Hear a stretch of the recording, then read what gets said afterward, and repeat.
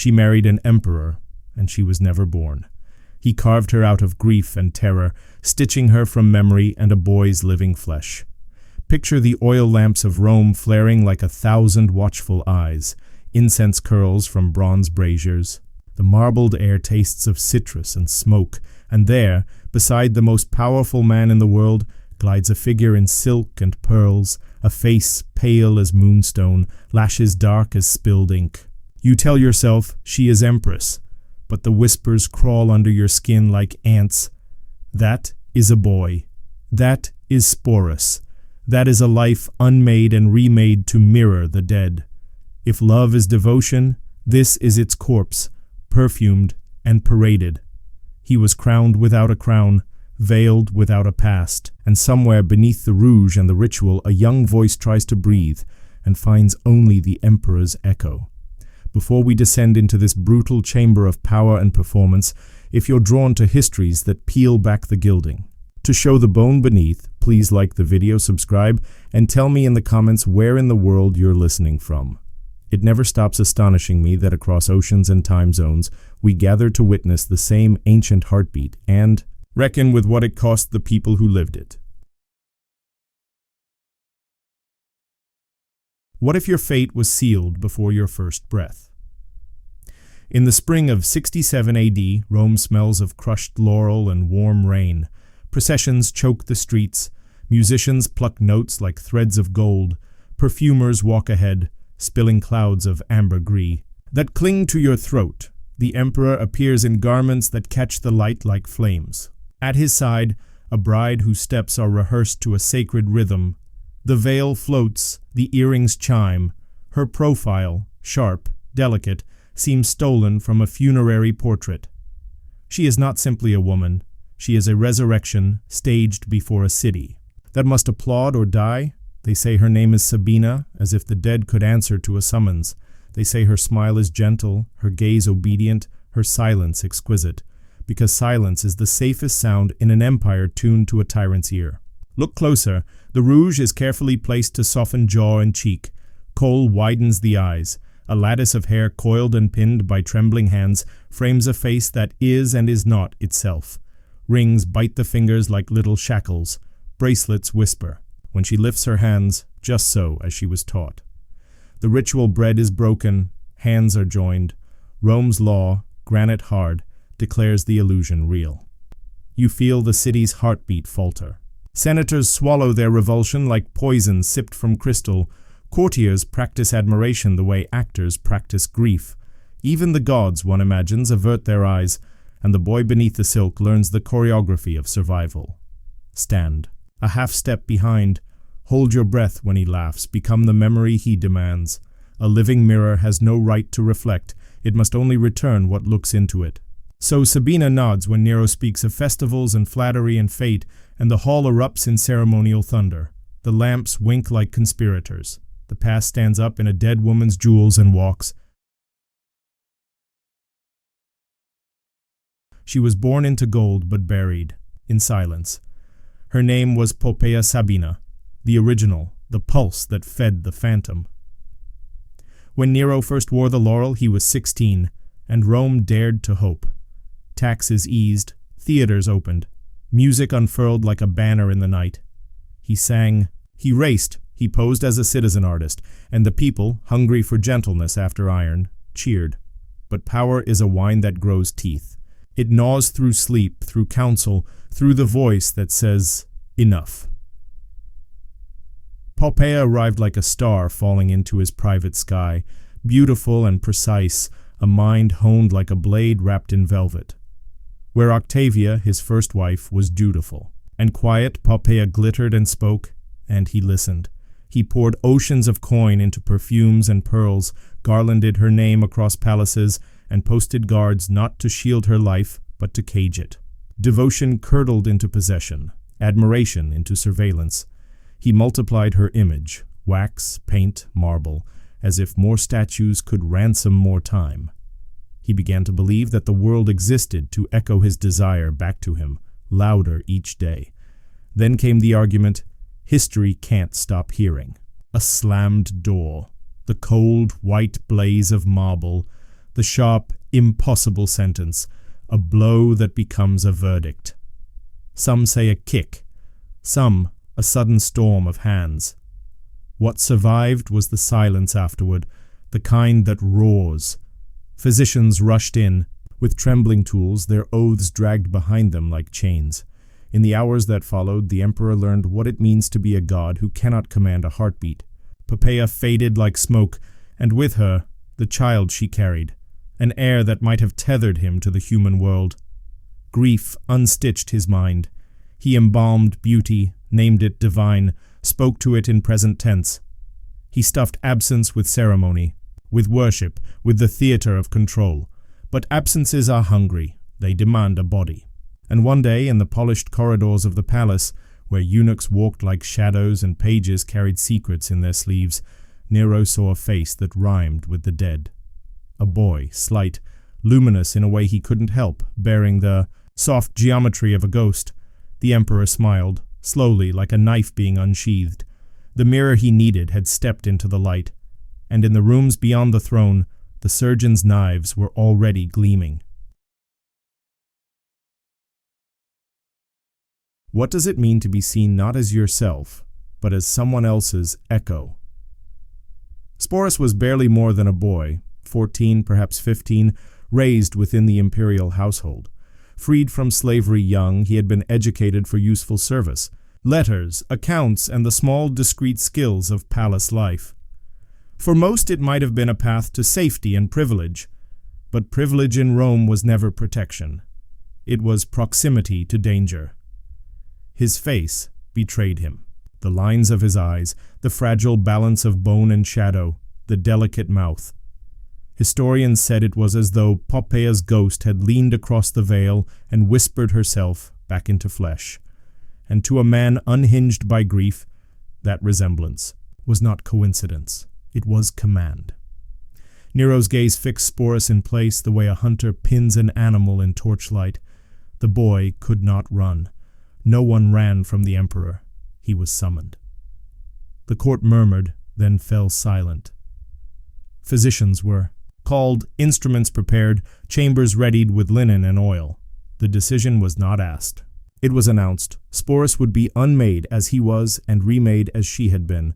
Imagine the sound of those rooms. Iron tongs clinking, the scrape of whetstone against bronze, the faint sweetness of poppy resin burning in a dish. Guards stood like statues while physicians whispered, testing their nerve against the impossible task. The boy's body, sweat on skin, terror rising sharp as bile, was pressed into obedience by hands too strong to resist. No oath of medicine, no cry of mercy would interrupt the emperor's will. The surgery was no miracle. It was fire and knife and blood. Without true anesthesia, pain was the instrument's shadow. Infection waited in every corner. Death hovered, perhaps mercifully close, but did not come. Sporus lived, but altered forever. His body was now a boundary crossed, his future torn from him like pages ripped out of a book. When he woke, Rome already had a new Sabina. Survival became performance. From the day his wounds closed, Sporus was not Sporus.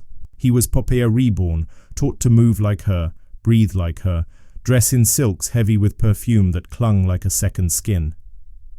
Hairdressers twisted his locks into curling coronas, burning fingers on heated irons, fixing jeweled pins until scalp ached with their weight. Seamstresses cut gowns that pressed his body into feminine curves, each stitch a denial of what remained beneath. Makeup was ritual, kohl widening the eyes, chalk powder bleaching the skin, rouge painting a stranger's smile onto his lips. Tutors drilled deportment, how to step lightly without sound, how to incline the head at just the right angle, how to sit with knees modestly together and hands folded like petals. Voice coaches urged him upward, syllables reshaped to sound sweeter, lighter, words never his own, tones never natural. And when he faltered, the gaze of Nero reminded him, this was not education. It was erasure. He was not learning to be someone. He was forgetting to be himself. Perhaps the cruelest lesson was memory. The emperor rehearsed conversations with him, scenes from his past life with Poppæa. Do you remember? Nero would ask, his eyes wet with delusion. Sporus, obedient, terrified, had to nod. He remembered what he had never lived. He spoke as if he had walked gardens he had never seen, shared nights he had never known, borne a child that had died inside another's womb. His own truth shrank day by day until even silence was theft. To resist was to die. To obey was to disappear. And so the boy became a mask that smiled when commanded, wept only when alone, and walked daily through marble halls, dressed in another's death. The palace whispered, some mocked behind closed doors, others shuddered, but no one dared act. To Rome's eyes, the emperor had resurrected his wife. To Sporus's eyes, the mirror showed a body he no longer recognized, and still the preparations continued. For the wedding of a boy who no longer existed, to an emperor who demanded not love but illusion. Spring of 67 AD, the air in Rome shimmered with heat and incense. The city itself seemed to hold its breath. Word had spread that the emperor was to wed, but not a senator's daughter, not a foreign princess sent to bind alliances. No, the bride was someone the empire knew already, someone dead.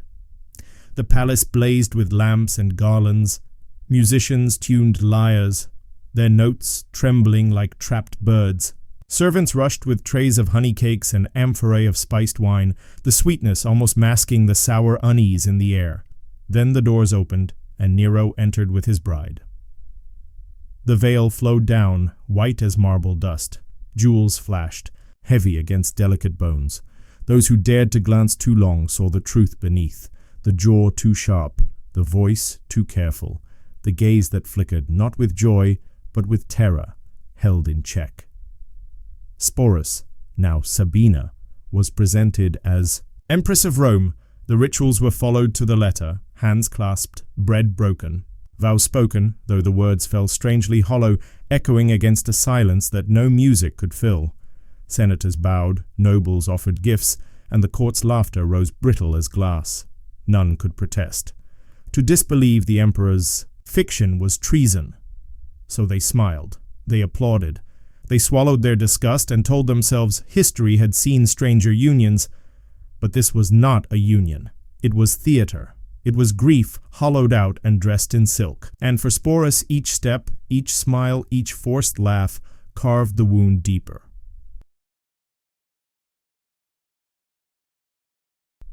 After the wedding, Nero gave Sporus all the trappings of his new title, a household of servants, a retinue of guards, rooms draped in embroidered fabrics, perfumed with oils that made the air heavy, almost suffocating. He was carried in a gilded litter through the streets, greeted as though he truly was the empress reborn. Foreign dignitaries bowed before him, their eyes flicking with confusion that could never be spoken aloud. In public, he was seated beside Nero at banquets, jewels glinting in the lamplight, the emperor's hand resting possessively on his own. At festivals, he played the role of consort, smiling through the roar of the crowd, his face painted with the memory of a dead woman. To falter would mean death. To resist would mean worse. So he perfected the art of becoming what he was not. In private, the emperor's delusion deepened. He whispered to Sporus as though he truly were, Poppæa returned, recalling nights and words that had never belonged to this boy. Sporus nodded, answered, pretended. He had no choice but to give life to memories that were not his own, yet silence pressed in from all sides. In mirrors he saw not himself but the mask forced upon him. In bed he lay beside the man who had destroyed the original he was meant to replace, and each morning servants dressed him in gowns that were cages, jewels that weighed more than chains. It was not just the body that had been altered, it was the soul, bent, stretched, reshaped into the shape of another's grief. The empire watched, and the empire whispered, but no one stopped it. For 2 years the charade held. Rome accepted its phantom empress, not from belief, but from fear. Then Nero, ever hungry for applause, turned his gaze to Greece. To him, the land of poets and playwrights, of Olympian contests and sacred festivals, was the only stage grand enough for his art. He fancied himself no tyrant there, but a performer, destined to be crowned with laurel not for conquest but for song, and where the emperor went, his bride followed. Imagine the sight, the ruler of Rome, crowned in gold, striding onto Greek stages to sing tragedies in a trembling voice, to race chariots in contest rigged for his victory. And beside him, draped in veils and silks, sat Sporus, presented as empress, bowed to by dignitaries who must have wondered if Rome itself had lost its mind. Whispers spread through Greek courts. Here was no woman but a boy reshaped, carrying another's name, yet they dared not laugh. To mock Nero was to risk his wrath, so they applauded, pretended, and played their parts in the emperor's theatre of grief. For Sporus, the journey must have been a waking nightmare. Each festival, each feast, each bow directed toward him was another reminder that he lived not as himself, but as someone else's shadow. The sea winds of the Aegean carried the salt of freedom, but none of it reached him. His life was a performance without curtain or end. But while Nero basked in false laurels, Rome burned, not in flames this time, but in rage. Governors rebelled, the Senate whispered treason, even the Praetorian Guard, once bound to his throne, turned their blades away. By 68 AD, the empire had had enough of its emperor-actor. The collapse came like an avalanche, sudden, unstoppable. Nero fled the city with only a handful of loyalists, and Sporus was among them. Even at the end, even when his throne slipped away, the emperor clung to his living doll. They hid in a villa on the outskirts of Rome. Outside, enemies closed in. Inside, Nero raved, half-mad, half-desperate, dreaming of escape to the east, of rousing loyal legions, of rebuilding his reign. But no plans held. The empire had already chosen his grave. When word came that soldiers were at the gates, Nero faced the choice he dreaded most: capture or death. He had often rehearsed his own suicide before, like an actor practicing his final line. But when the moment came, his courage faltered. In the end, it was not the emperor who struck the blow, but a freedman driving the blade home as Nero cried, "What an artist dies in me!" Blood spilled. The tyrant was gone. When Nero's body lay cooling in the villa, Rome did not mourn. Power shifted like sand in a storm, and with it, Sporus was swept into the grasp of new masters. He was no longer an emperor's obsession, but a trophy of power, too infamous to ignore, too fragile to protect. First came Nymphidius Sabinus, commander of the Praetorian Guard. He claimed Sporus as if seizing Nero's crown itself, parading him in public as though the boy's presence bestowed legitimacy. Then Otho, Nero's old companion and once rival for Poppæa's affections, took him.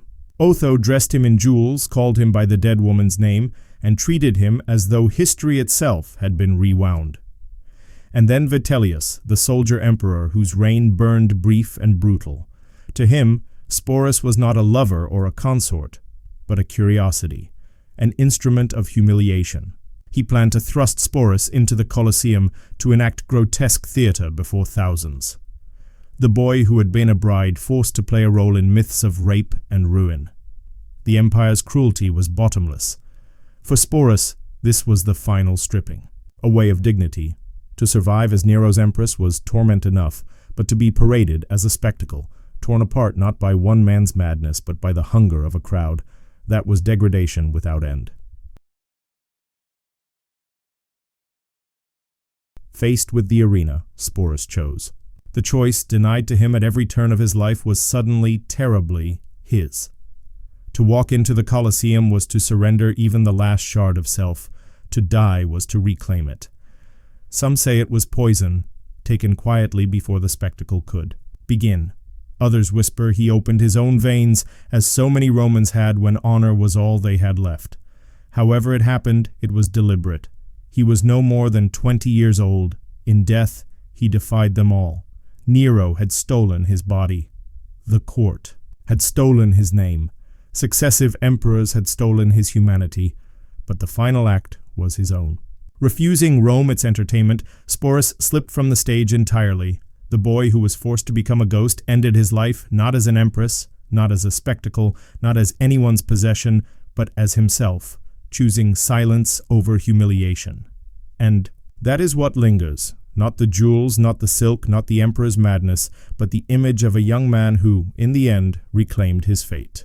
His story is a mirror, polished with cruelty, that reflects the truth of power, that it consumes, distorts, and devours. Sporus's life was built from another's shadow, but his death was his own. And across 2,000 years, his silence still speaks.